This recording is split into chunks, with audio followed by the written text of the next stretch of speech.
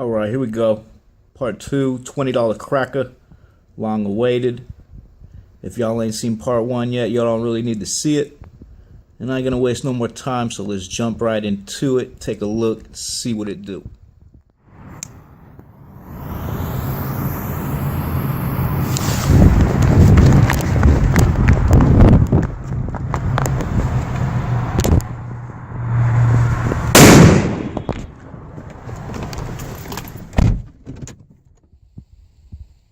Alright, there it was. Honestly, not as good as the original, but still not too bad for a little cracker. Just curious to see what y'all thought about it. So let me know.